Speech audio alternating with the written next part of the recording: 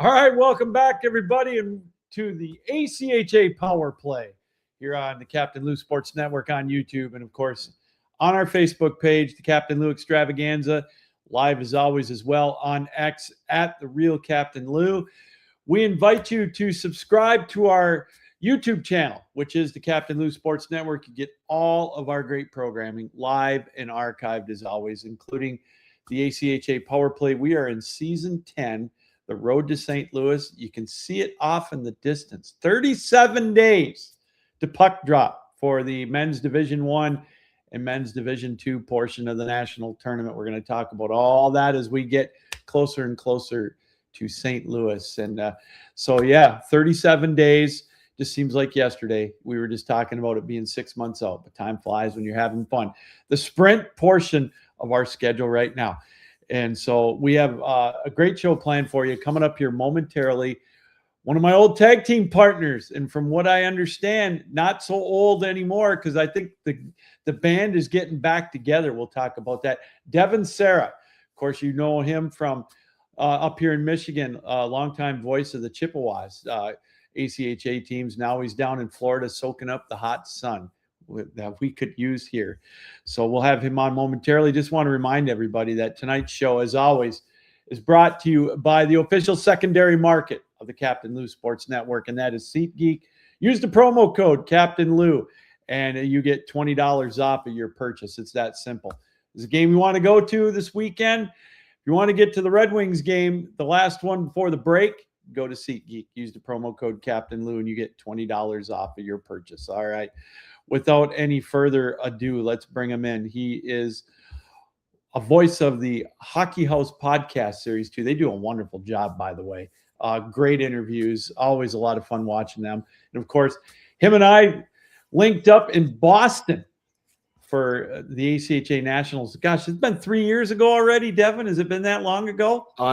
Unreal. Yes. My first experience at Nationals with you, and if it wasn't for the fact that I had 3 cups of coffee a day, you to wake me up, and maybe a little bit of extra boosters in there, I would have tipped over and keeled because that was a long time. That was a long tournament. We had a lot of fun, though, and we're doing it again. I think it's confirmed now, so I'm excited for what is it, 1 month now? 37 days, you said? So 37 days, baby. It'll fly by, man. It just seems – and you and I get to be the voice of men's Division III and a little bit of women's too down in St. Louis. Man, I'm really psyched up about that. It's going to be a lot of fun. And, of course, we all remember Devin from that exciting call of the D2 final between Indiana and Miami. Man, remember that? How much fun was that? I think to reflect on it, Indiana won the national championship in football, and my friend and now colleague at Central, Michael Rosenkrantz, sent me that video. I don't know where he got it from. I don't know how. I guess I posted it a long ways ago. In my mind, that's a year and a half. And he said, look at this full circle, against the team Miami. Yes. Miami of Ohio, obviously. And so I thought it was too good to pass up. Reposted. I think just reflecting on how intense that moment was for Indiana and their followers. You and I called a semifinal between them and Iowa the year before that in Marlboro. Yeah. And it was an intense game, double overtime. This one, Storybook, had the Miami comeback. And so I think when I see that clip, I just get a microcosm of what Nationals is and what you expect that tournament to be. Every team has a shot to win it, especially in M2. And I think that's the hardest trophy to win of the 5 divisions, with all due respect. So that is a moment that I've cherished forever. And, certainly hoping we have some more fireworks like that at this tournament. Oh, it's a great call for sure. And I got a feeling we will. We'll talk about it in a minute, but I'm going to jump around for a second. I got to ask you, how much fun did you have Sunday night in Tampa? I saw you dressed up in your Pirate uniform or your outfit Sunday night for that Lightning game against Boston. Man, what a scene that must have been, huh? Indeed. You've said before I came on here that you need some of that sunshine up in Michigan. You guys brought the cold down here. It was 23 degrees, sleet, raining. I don't know if divine intervention is the right word, but it was cold as heck everywhere. And the stadium series, they actually had to warm up the ice. Did you know that before warm-ups to get it to a clean ice playing surface? They have those intercooler trucks. They run outside the stadium. They pump a bunch of air into the ice below in those tubes. From my knowledge, it was the coldest Winter Classic Stadium series they've had in 3 years. I mean, it was colder than they've had in New Jersey, for example, when the Islanders and Rangers played. So you just get a scene of what Florida hockey is, and joke aside, Gasparilla, I was all in the throes of the crowd, definitely underprepared. Thought it would be windy, but Gasparilla Pivot outfits, and no, we froze. So look, I am so happy that I got to experience some of the fandom. Bruins fans everywhere. Lou, this is a hockey state. You've heard it time and time again. I guess week after week about what it is, the growth, and people like to say what they will online. This is, in my mind, a top 5 market in hockey now nationwide. And I think it rivals even the best that you've seen around the northern states. Can't argue with it right now. They're the hockey hotbed. They've got the hottest team. I mean, with all due respect, Colorado has cooled off a little bit, and Tampa's obviously the hottest team. But we'll get back to the ACHA. Oh, the one thing I'm not allowed to wear, I was going to get a suit like John Cooper for nationals, and I was told no. So maybe something to do with the shirt button down to halfway towards his belly button. Maybe not. Is that a challenge for me to match? I've watched Goodfellas. My better hat, my wife. Scarface. I know my wife will put the kibosh to it, so that's why I'm not gonna. But if you can bring one down, I'll be more jealous of you than I already am, man. Okay, so, I'm gonna remember this. I do my best to find whatever Picasso, Goodfellas look I can. So very I'm excited for that. Okay, all right. Maybe we'll do that for the final for M3 or something. Right. Speaking of M3, we got a lot of Southern teams back this year. I mean, you're up close and personal with it. You see the rankings. Tampa's there, South Florida, then you go up a little bit more north with Clemson and South Carolina. It's great to see that they're back in the ACHA. I think the word to describe M3's surge is chaos. It's a ranking field that I don't think we've seen ever. Not certainly since I've been involved with the league. The whole AAU, in respect to that league, they're still around, still kicking theirs. They had an influx that I don't know if the ACHA was prepared for. These teams had to adapt their schedules. They had to essentially, make their dues worth with the league. They had to get their records in, get their school schedules in, all of the things that just be eligible, and then get to a playing. And in this most recent ranking, I mean, we've all seen the Middle Tennessee from start to finish be number 1. South Carolina, who won the AAU Men's Division III National Championship a year ago, they're right there in the mix. There's more teams that are, I guess, benefiting from a strength of schedule and their actual high-scoring games than what you maybe see from northern teams. Now, I'll say this about the rank, because I think most people would acknowledge that there's a little bit of a swing to the southern side of the strength of schedule for some reason this year. I think there's really good teams out in the Matcha. You've seen what Nebraska Omaha's done. Dort has been on fire. The MCHC is a bloodbath, right? So those teams beating each other kind of helps them a little bit in getting into the top 16. Yeah. The point is, these groups have the ability to skate. They have the ability to play. I don't know if people have seen Middle Tennessee play on their live streams, but they look like a beating, bruising, absolute flood of just relentless force, because they have a top line. They have a guy, Tommy Chunchikov, who's unbelievable for them. They have a really solid goaltending room with 3 guys that can all play. And some might look at this and be like, if they get to nationals, are they going to compete? I think they could be an M2 school. I think they could compete with that Southeast Regional, which you see the TSCHL teams. Tampa's now in there, Florida Atlantic. And then as for, the rest, I mean, you're looking at right now, Tampa, their M3 squad getting in. That South Carolina group I mentioned a moment ago. Mhm. Clemson's going to be ineligible for nationals this year, so you won't see them if they get within the top 16. But Okay. Florida Gulf Coast is now part of College Hockey South. We know them very well from the M3 side of things. Their M2's but been a little more successful with the nationals runs. To put it all together, I just think that this movement has led to increased viability in the league. Yeah. There's not as much closed off. Like we're seeing 8 MCHC teams all make it and then be the only ones that are competitive. There's a new blood. There's a new energy to it. And I really think that the teams that are there deserve to be there. And we're going to see a very competitive pool play between those schools. You know, you brought up a good point because for years covering M3, you would see these southern schools, back in the day with Central Florida, Florida Gulf Coast, and South Florida, Georgia.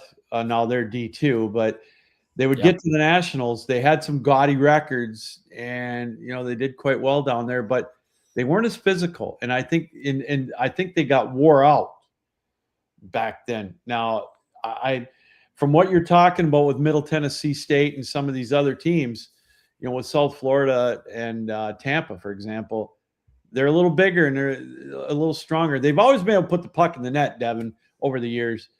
But you're telling me that this might be different because they might just be able to play a little better style than they did 5-6 years ago? Absolutely. Considering that if you're talking about Middle Tennessee, they have experienced older players now that have faced programs like Tampa, that when AAU was in its sort of totality, and we're talking about a year or two ago, these teams would go to nationals and play a set schedule that's similar to the ACHA format, right? You're playing 3-4 days in a row just to get to your semifinal and then your championship. And before that, you're stacking games. I mean, there's so many teams. There's 18 within College Hockey South M3. So you're getting on average 25 to 30 games. And in between that time, you're seeing more players. And if we're talking play style, have to play that board physical play, have to actually dig pucks out from those corners. I think their blue lines have gotten bigger as well. A guy from Middle Tennessee you'll see a lot is Matt Siciliano, leading scorer, but he kind of does everything for them. Yuli Lima is a very solid defenseman as well. One guy I love to watch, and he's so scrappy, is Brendan Ogle. Averages 2 points per game, but he does a lot of little things well that you don't see on score sheets. I know that's hockey talk, Lou, and that's what we're all going to say. Right. I'm trying not to just pump their tires. I really do believe that this is the real deal team to be number one.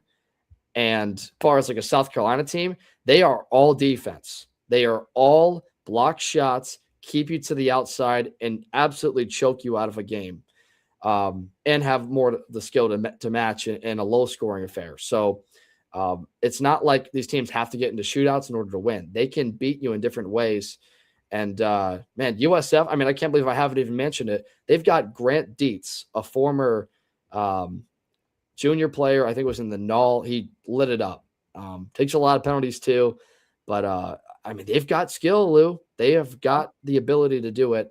And I really want to see like a Calvin versus USF matchup at nationals. I look at what's in the MCHC, and from what I've seen, and I think the teams, to me, right now, to look out for are Calvin, and you've got Oakland. And Northwood, believe it or not, I think could be a team to look out to get in. They're the only ones that have beaten Calvin this year in regulation time. And Grand Valley's kind of on the edge right now. It looks like they could sneak in. Lawrence Tech, I saw them play against Calvin, and they got beat 8-0. Now, granted, it was right after, the tragedy of Logan Barnes. But, yeah, it was I don't know if this is the same Lawrence Tech team. So the team that I'm going to keep an eye on, though, Devin, and I think they've got the date already circled, is the Air Force Academy. After the meltdown they had last year, I think they're going to use that as motivation so greatly coming into nationals. I think you have to. But Air Force, I'm really a fan of them winning it all because of what that lineup went through. Brett Oberle was one of a bunch of players that I think felt like they did everything they could to get them that far, and Hope had this miraculous, swing in that championship game, right? Yeah. So I really feel like they're the most experienced bunch. Now, when you talk about Oakland, who we haven't really been sure of what, in my mind, Oakland, I guess, is like a top team. Now, they've made the Final Four. A lot of these names I've seen for years, as you have, Lou. Yeah. Jacobo, Shane Arbor. I think they're a really well-coached group, but they're a complete team. And you need that when you're at nationals. And I do value the experience level, getting through a pool play and then getting to a semifinal. Oh. If you saw like a Lawrence Tech, Oakland final, I wouldn't, or not Lawrence Tech, excuse me, Air Force Oakland final, I wouldn't be surprised. Right. I'll say this. I mean, you've watched the MCHC more. Do you think that it's a more balanced league this year among guys you're talking about, Grand Valley, Calvin, Oakland, or, does Oakland look like that team that's kind of ahead of the rest? I think it's a little more balanced, but I think with Hope gone, they're up at D1. Obviously, it's a little more wide open, but I think in all honesty, I think there's more have-nots than there ever has been. And so I think the rankings are true when you're only probably going to see, I wouldn't be surprised if we only see 4 teams out of the MCHC. That'll be the limit. Lawrence Tech may be able to sneak in. It's all going to depend on the tournament too at the end. And, correct. So we'll keep an eye on that. I want to jump around with you while we got you to men's D2. I want to get your opinion on this. The regionals this year, there are no auto bids. So you get a top 2 seed, that doesn't guarantee you anything now. Now you got to go through the grinder of regionals. And I can't wait. I'm blessed to be able to call the Central Regional this year with the defending champions, Lindenwood, the number 1 seed. They got to win 2 games to get in. What do you think of the setup this year in the rule? I've always been a proponent that if you're a team that is good enough to be there, then you deserve a nationals bid. And what I'm really thinking of that is, if you really want to earn that spot, if we're looking at, comparison to NCAA side, then your challenge to get to nationals is so much more opportunity. You're not taking a month break off. Right. You're having to play your regional game. I think that's been a debate, if team has to play it or doesn't. It's great. It's perfect. Why I say that, you have teams that deserve to be in there. I think before you still had the 2 team and then the 12, but you had like this 3 versus 14, and you had a little bit of parity that was sprinkled in. This is a good opportunity for Central teams. Right now you're talking about Lindenwood and St. Thomas to have to earn it per se. You only got to win 2 games. Right. I really think it's fair. It's a fair system. It gives everybody that has made that spot chance. Now, granted, we could see less of that upset, I would say, and you could still guarantee for the most part those 2 top teams. I'm looking at the Southeast region, obviously, since this is what I've seen and teams we've had success with. I mean, Florida Gulf Coast looks like they could be playing anyone from Tennessee to Miami to NC Wilmington, who I really hope gets in. They've had one whale of a season there in the ACC. Mm-hmm. If we have a string of games that are blowouts, maybe, you could say like, well, this is why we had the 2 auto bid teams. I don't think it's going to go that way. I think these are competitive matchups, and it's a better incentive for teams that are lower ranked, that 8 through 12, of say, it's just 2 games. Yeah. Can you beat the best to get to play the best? So we're going to see really competitive games in every region, and every team that is there deserves to be there. Yeah, I go back and forth on it because, there should be, I'm from the one side that says you should be rewarded somewhat for having a great season. But like you said, it's only 2 games. That's all they got to win. And I honestly think in some of the regions, I think the difference between 1 and 16 is monumental. And I think that for the most part, the cream will rise, but I can see upsets. You see them every year in regionals, even back when D3 had them. So there are going to be some upsets. I wonder if a 2 is going to fall. And there's one team that I would love to be able to see, and their coach is going to be on the show next week, is Oklahoma State. The gaudy numbers that they've been putting up. I'm really looking forward to what they do. Ridiculous. I will say this about regionals, and maybe it's not something that is as looked about. I think we're focusing a lot on like the strength of schedule and teams that win to get there. Yeah. Logistically, you're asking teams to do a lot. You're asking all of these groups to travel far. They always have. Yeah. But you're especially asking those top teams to travel and still go to this when they may have themselves a spot anyway. I think that's where my thought process of why the bye makes a difference is. It's just better. I guess you can call it a logistical advantage, right? Yeah. You're not paying for all those resources. You're not forcing teams to go to a tournament that maybe they don't need to be at, Right. know? But as a fan, as a competitiveness standpoint, I love that every team has to earn their way to nationals. It's much more in line with kind of what you'd see in the NCAA, and especially in competitive hockey.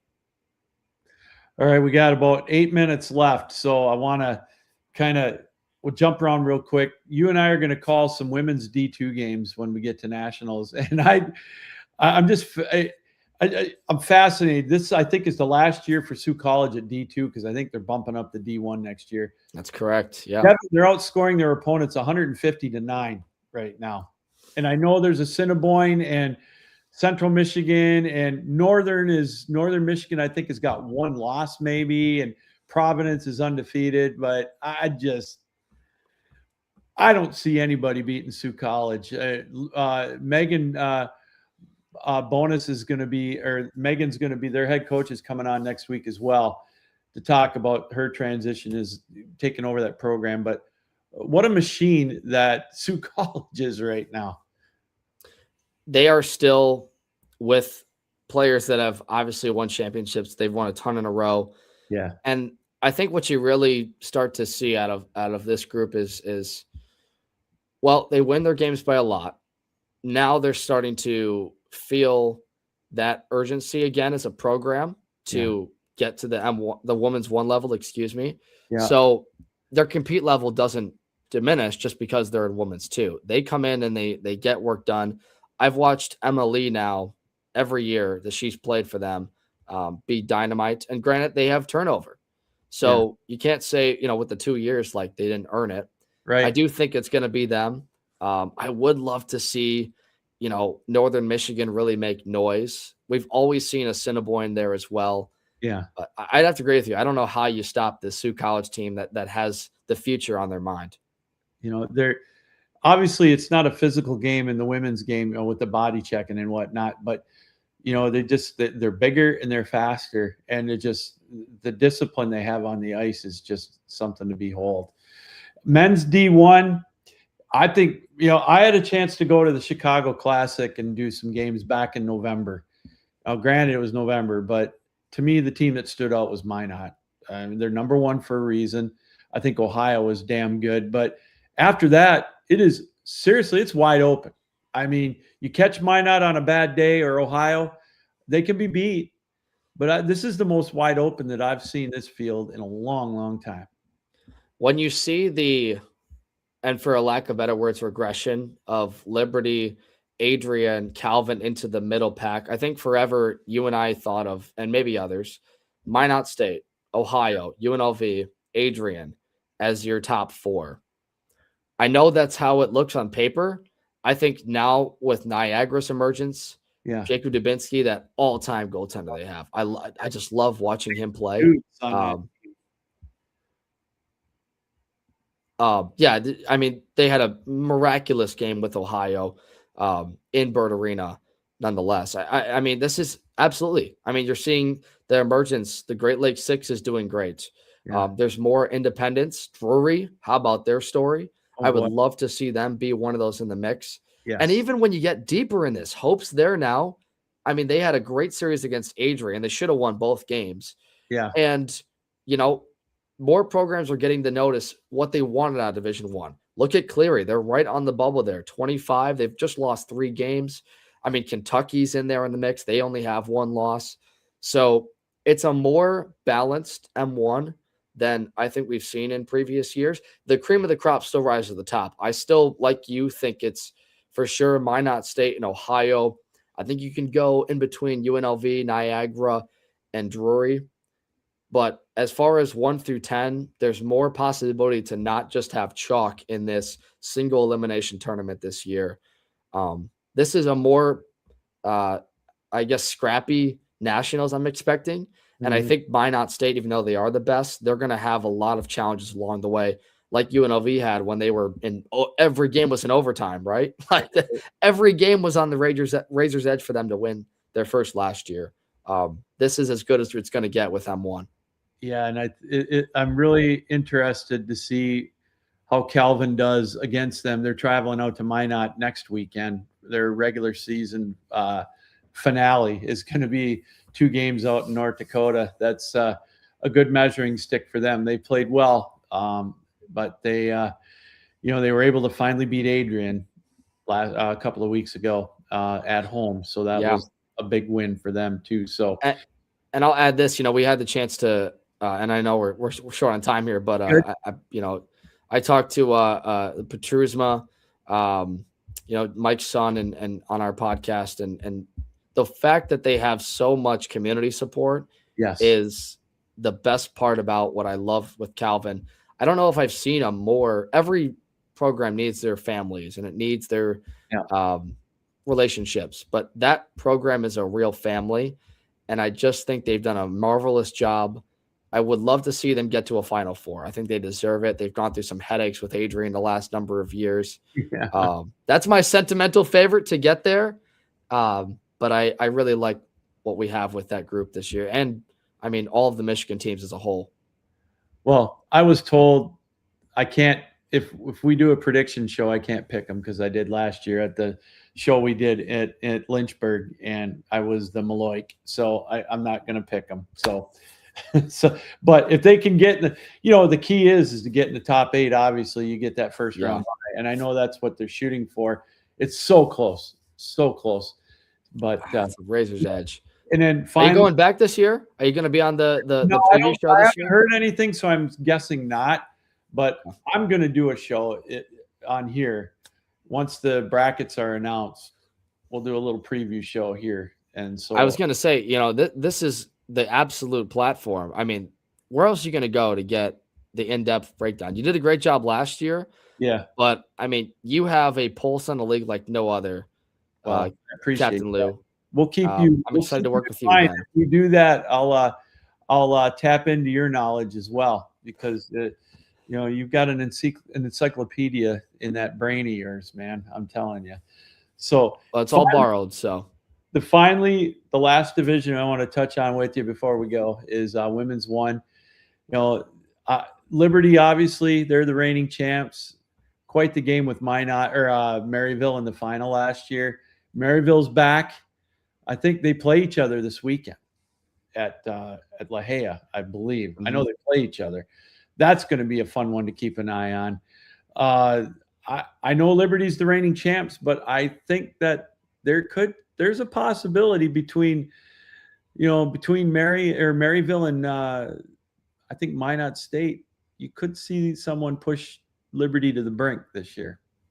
Well, Maryville has been a very tested team, mm-hmm. right? Like they've played a gauntlet. I think early in the year you saw them in a lot of these closer games. Minot State comes to mind. They traveled to Liberty and made it very good. Like they have the talent to go very far. They make things dramatic. Haley Beckett is on fire. Yeah. Emma Gerwitz, one of my favorite players to watch in Women's 1. Such a good defenseman in all senses and just has good awareness on the ice. One team that I'm really pinned on this year is Michigan Dearborn. They are solid.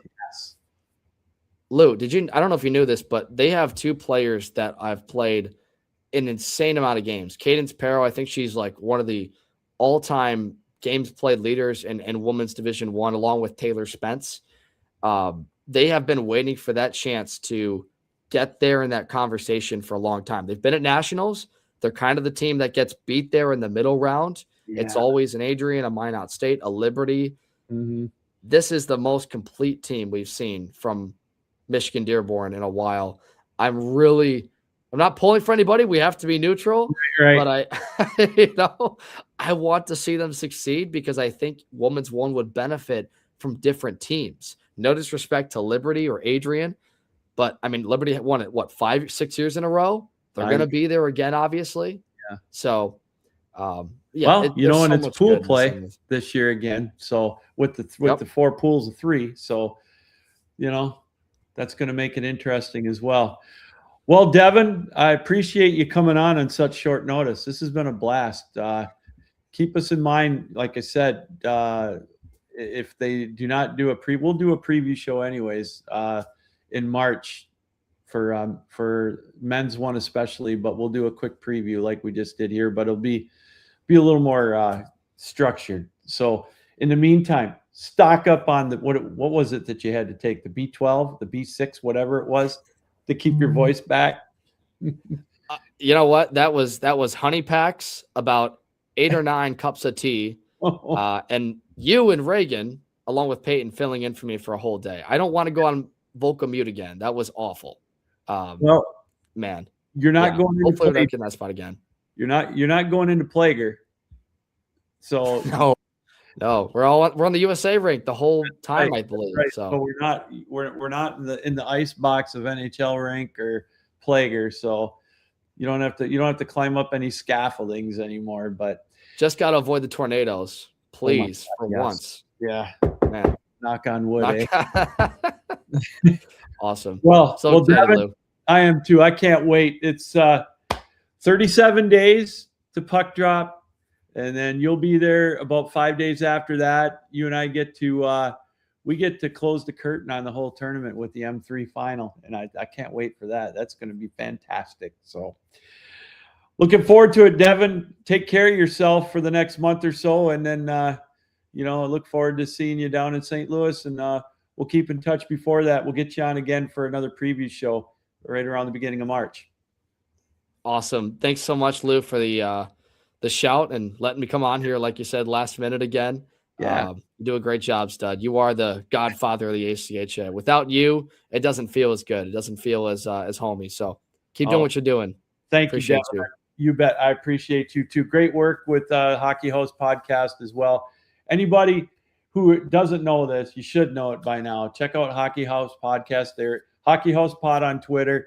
Look, check them out on Instagram. Everything, all their social media outlets. They do a wonderful job promoting the ACHA and all kinds of hockey. So, Devin, have a great night. Thank you. Thank you, Lou.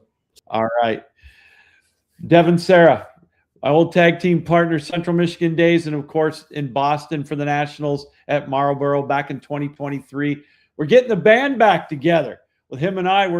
It's going to be Peyton Turnage and I for the D1 for the men's, and then Devin and I for some women's 2 and men's 3 portion of the national tournament. Really excited for that. Can't wait for that. All right, we're going to take a quick break, come back, and we're going to go over the rankings real quick and some of the big games that are coming up this weekend in the ACHA. So don't go anywhere. You're watching the ACHA Power Play right here on the Captain Lou Sports Network. Hi, everybody. Captain Lou here. Hey, is there a ball game you want to go to last minute? How about the Spartans at Spartan Stadium? Go to the Big House to watch the Wolverines. Is there an NFL game you want to go to? Lambeau Field, Ford Field, wherever, Baltimore. How about the Tigers for the pennant drive? Well, go to SeatGeek. Get those tickets there. Use the promo code Captain Lou right on the screen, and you'll get $20 off of your purchase. It's that simple. So go to the Spartan game. Go to the Big House. But use the promo code Captain Lou at SeatGeek, and you'll be all set.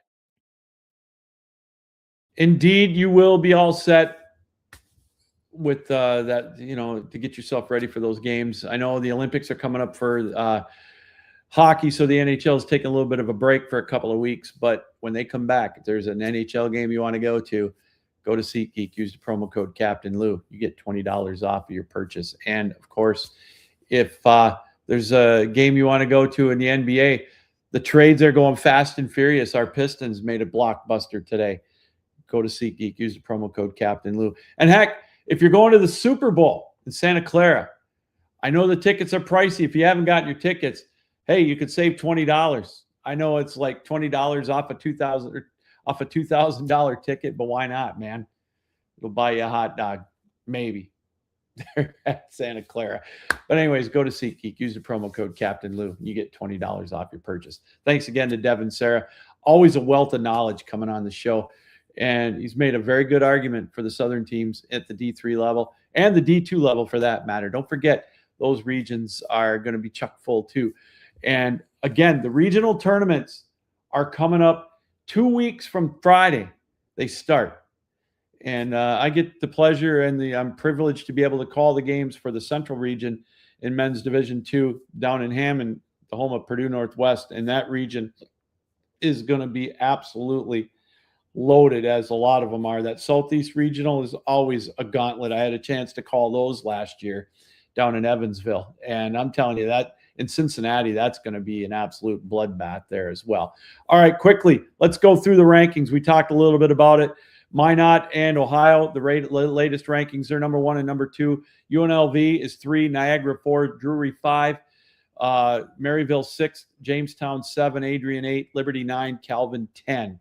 Mary's at 11, Utah 12, Grand Canyon 13, Hope 14, Purdue Northwest 15, Grand Valley State 16. And you got Arizona, Midland, Westchester, and Kentucky rounding out the top 20. As Devin said, great to see Kentucky up there in the top 20. Pretty close to getting a berth in the Nationals. We talk about it. It's the top 24, but there are 6 auto berths for the National Tournament. So you really want to stay around, to be safe, around 18, 17. You'll get that automatic bid. Now, some of these teams out of the GL6, for example, that are ranked, one of them will get a rankings or an auto bid, so that won't deter it. But there will be a couple of teams in the top 24 that get knocked out with auto bids at least. So you want to make sure that you get in the top 20, top 19 to really give yourself a good shot at getting into the National Tournament. In men's Division II, we talked about it, the rankings. You've got, again, the top teams in each region. You've got St. Thomas and Lindenwood in the Central. In the Northeast, you've got Niagara and Farmingdale State. You got St. Bonaventure right behind them. In the Southeast, you've got Tampa and Ohio. Or I beg your pardon, you got Florida Gulf Coast, then Tampa, then Ohio in the top 3. And then you got South Carolina at 4. And then finally in the West, we have Oklahoma State. Then you've got Weber State at number 2. So those are the top teams right there. And as we mentioned, coming up next week, Jared Erickson, the head coach of Oklahoma State, is going to be on the program. We're going to talk to him, the head coach of the Cowboys right now. They've been ranked number 1 in that region pretty much the entire year. And you talk about putting pucks in the net. Holy cow, their top 3 scores, some of the top in the country in men's Division II. So in all the divisions. So it's exciting to be able to talk to him as well. All right, men's Division III. We mentioned it with Devin. Middle Tennessee State still ranked number 1. They've been there all year. They've got quite the outfit. Really excited to see them come National Tournament time here in about 5.5 weeks. Then you've got the Air Force Academy at 2, South Florida at 3, South Carolina at 4, Oakland at 5, and Calvin at 6. Central Maine Community College at 7, Tampa at 8, Tufts at 9, Clemson 10, Dordt 11, UMass at 12, Wentworth 13, St. Vincent 14, Grand Valley 15, and Nebraska Omaha at 16. In the in women's 1 rather, the top team again this week is the Liberty University, the reigning champs, are number 1. Midland at number 2, Maryville 3, Minot is at 4, McKendree 5, Dearborn at 6. We talked about them. Keep an eye out for them in the tournament. Adrian 7, Arizona State at 8, Niagara at 9, Jamestown at 10, Miami at 11, and UMass at 12. Michigan State, Indiana Tech, and Michigan round out the top 15. Now, with women's 1, remember, the top, there are 3 auto bids. So, again, if you want to be safe, get yourself around 9, and I think you'll have a shot. I mean, the WCHL, or the women's division, is stacked. One of those teams is going to get one of the berths, so not really worried about that. But just to be safe, obviously you want to be in the top 9 there. And finally, in women's 2, we talked about it. Sioux College, just what can you say about them? 19-0, outscoring their opponents 150-9. They're ranked 1. Then you've got Northern Michigan 2 and Ohio State 3. In the Northeast, you've got Providence at 1 and Boston College still at 2. In the Southeast, you've got Liberty at 1 and the Naval Academy at 2. The Navy looking to get back into the Final Four again this year. And then finally, Assiniboine and St. Thomas are 1 and 2, with Jamestown at number 3 in women's Division 2. So it's getting close, everybody. We talk about it ad nauseum, but we're 37 days away from puck drop, where it is going to be super close. It's right around the corner, the Nationals in St. Louis, March 12th through the 22nd. And it's 84 teams, 5 divisions. If you're in that area, we invite you to stop by. It's great hockey, great college hockey, so competitive. The level of competition is just, the quality of it leaps and bounds what it used to be even 10 years ago. Just so excited to be a part of the national broadcast on Flow Hockey again this year. Really looking forward to that coming up starting on March the 12th. All right, let's go to some of the big games coming up this weekend. We'll start off in women's Division 1. We talked about it with Devin. Maryville and Liberty are going to lock horns this weekend in a 2-game series. Maryville, they played such a gauntlet. Well, all those teams in their conference, in women's D1, I look at, let's just take a look at that conference, for example. The WMCH, you've got Midland, you've got Liberty, you've got Minot, McKendree, Maryville, Jamestown. Jamestown is ranked, I think, 13th, and, they got a losing record. I mean, but it's incredible. Those top 5 teams, any one of those top 5 teams could come out on top in the national tournament. Liberty and Maryville are going to do battle with each other. Liberty 22-0-1. Maryville, a very deceiving 14-9. That's going to be a heck of a matchup. But you got Midland right there at 22-3-1 with 3 ties. Minot 13-5-1 with 7 ties. Again, you can't sleep on them as well. Also, Miami against U of M Dearborn. This is a big weekend for Miami. They're 13-5-1. Dearborn 23-2-1. Both teams in the CCWHA in women's Division 1. Big matchup there as well. Also, you've got Michigan State and U of M Amherst. Michigan State, big weekend for them. They're right on the board, right on the edge, around 13. This would be a big weekend for them if they could get a couple of wins against Amherst. Amherst, on the other side, really, this would solidify their spot in the rankings in women's Division 1. Women's D2, the matchup of the weekend. Ohio State and Sioux College, number 1 versus number 3 in the region, in the central region. Ohio State looking to solidify their spot, and Sioux College looking to keep it rolling. What can you say about them? We talked about it. Men's D3, Nebraska, Omaha, and Dordt taking on each other. Fairfield and Farmingdale State, a rivalry renewed there out east. Those are 2 of the big matchups this weekend of powerful teams in men's Division 3. Men's Division 1, we've got a lot of big matchups coming up. Tonight, as a matter of fact, the puck has already dropped, or it's dropping at the top of the hour. UMary and Minot, a Tuesday and Wednesday session for them. That's just a Donnybrook. You talk about a bloodbath, whatever you want to call it. It's a Donnybrook when these 2 teams get together. They're playing tonight and tomorrow, UMary and Minot. I'm going to catch some of that online both nights. You've got Calvin and Davenport in a crosstown rivalry tomorrow afternoon at 3 o'clock, a makeup game. That's a huge game for those 2. Thursday and Saturday, we talked about Hope College. They're now, obviously, the defending D3 champs moved up to D1, solidifying themselves in the rankings. I think they're 14th. Purdue Northwest is 16th. Thursday at the Cube, Saturday in Holland at the Griffs West, the home of the Hope College Dutchmen. That's going to be a great matchup. UNLV, Grand Canyon. They're going to lock horns this weekend. That ought to be a dandy. And again, just some great matchups in men's Division I as well. I'm going to take one more look at the men's Division I schedule. For some reason, I think I'm missing a game here, but let me just take a quick look at that before we close up shop here. Why do I think? I must have wrote it down wrong? Shocker, huh? Utah and Arizona State men's Division I coming up this weekend as well. That's going to be a monster matchup. Oh, apparently not. I guess I looked at it wrong. Which again, you got Niagara and Oswego State. Lest we forget about that this weekend. That's going to be a monster matchup as well between those two teams. Niagara, one of the top teams in the country. Oswego always makes noise at the national tournament. You got Arizona and Central Oklahoma. They're doing battle on Friday night as well. Kentucky and Louisville in a rivalry. And yeah, okay, that's it pretty much. Lawrence Tech and Cleary. Keep an eye on Cleary in the WAC conference, as it looks like you might only just get one team. It'll be Cleary or Indiana Tech getting the auto berth out of the Wolverine Hoosier Athletic Conference. All right, that's going to about do it here tonight for another edition of the ACHA Power Play. I want to thank Devin Serra for joining us.